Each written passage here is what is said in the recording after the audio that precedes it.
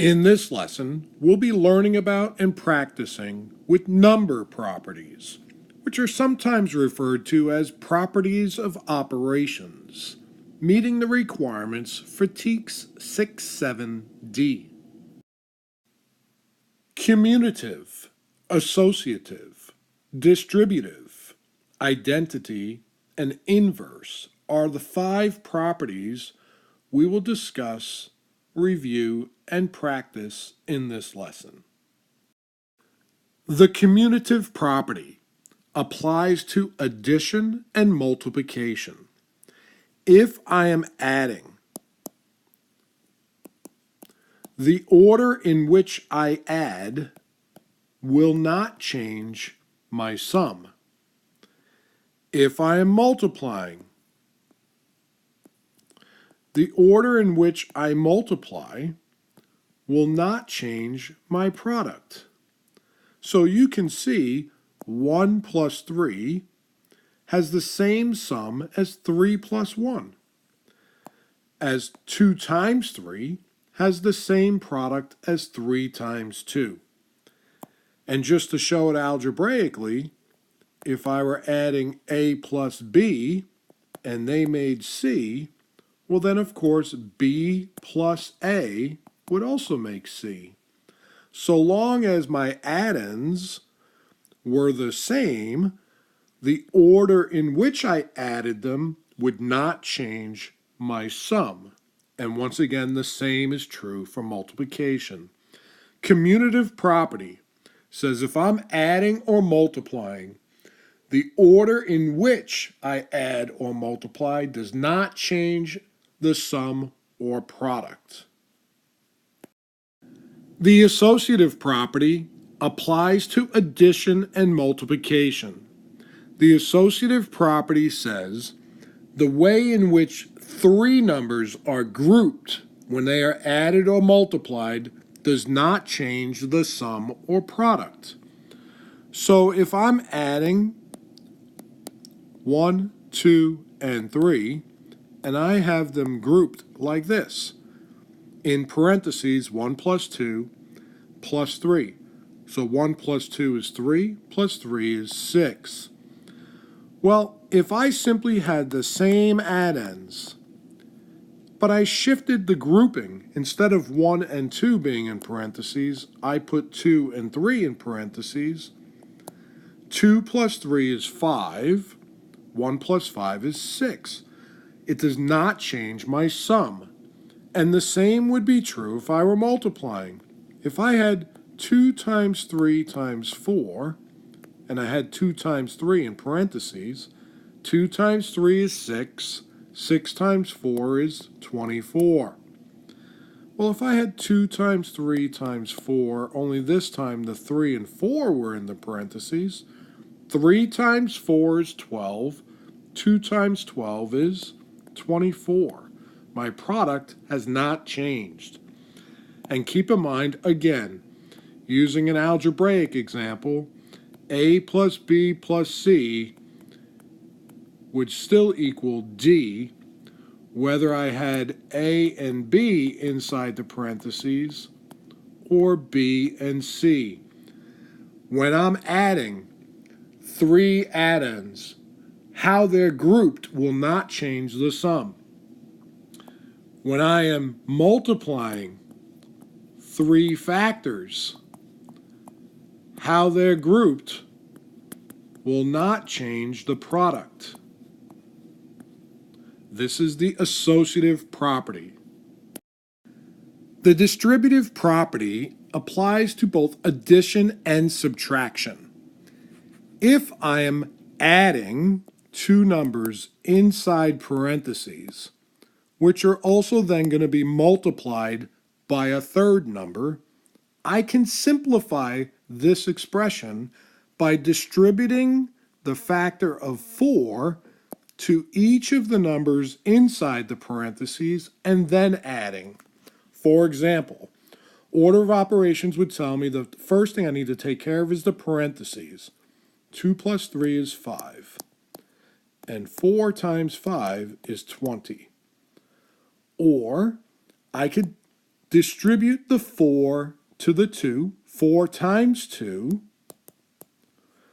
plus 4 times 3. 4 times 2 is 8, plus 4 times 3 is 12. And 8 plus 12 is 20. I can distribute the factor outside the parentheses to each of the addends inside the parentheses, and then add those two products and get the same result. The same thing is true if I were subtracting inside those parentheses, so that if I had 6 times 4 minus 2, well, order of operations says do 4 minus 2 first. And 6 times 2 is 12. Or I could distribute the 6 times the 4, 6 times 4, minus 6 times the 2. 6 times 4 is 24, minus 6 times 2 is 12. 24 minus 12 is 12. We achieve the same result by distributing the value of the factor outside the parentheses to each of the numbers inside the parentheses and then subtracting. I'll also show you an algebraic example so that the same thing would be true if I had A times B plus C. I could distribute A, so I have A times B, which is AB, plus distribute the A to the C, so I'd have AC. I could simplify the expression A times B plus C to AB plus AC. And the same would be true if I were subtracting, so that I could show, for example, B times A minus C. Once again, I could simplify by distributing B to A, so I'd have BA minus the B to the C, or BC. The identity property applies to addition and multiplication. The identity property essentially says that if I add 0 to a number, I will maintain that number. My value doesn't change. The identity of my original addend is the same. If I multiply a factor times 1, once again, the identity of my original factor has not changed in my sum. So adding 0 or multiplying by 1 will not change the identity of your original number. The identity property. Again, using an algebraic example, if I would add 0 to A, I would still have A. And if I were to multiply B times 1, I would still have B. The inverse property applies to addition and multiplication.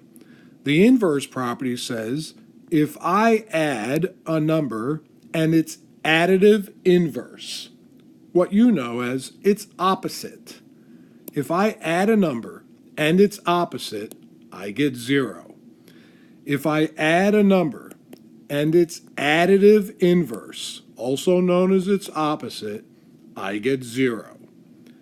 If I multiply a number times its multiplicative inverse, or what you also know as its reciprocal, I get 1. If I multiply a number times its reciprocal, or its multiplicative inverse, I get 1. The same would be true with some algebraic examples as well, so that A plus negative A would give us 0. A and its opposite, negative A, would give us a sum of 0. And that B multiplied by its multiplicative inverse, or reciprocal, would give us 1. B times 1 over B would give us b divided by b, which would be 1. Let's recap the lesson. The first property we spoke about was commutative property. This applied to adding and multiplying, and it was all about order. If I'm only adding or only multiplying, then the order in which I do it won't affect my answer. The associative property said, when adding or multiplying, the grouping would not affect my answer. If I'm adding 3 numbers or I'm multiplying 3 numbers, how I group those numbers will not change my answer. The distributive property said, hey, when I'm adding or subtracting inside parentheses, I can simplify that expression by distributing the value of the factor outside the parentheses to the numbers inside the parentheses and achieve the same result. The identity property said, if I add 0 to a number or multiply a number by 1, I don't change the identity of that number. My original number does not change if I add 0 or multiply by 1. It keeps its identity. And then finally, the inverse property said that if I add the additive inverse or opposite, then I get 0. And if I multiply the reciprocal or multiplicative inverse, then I get 1.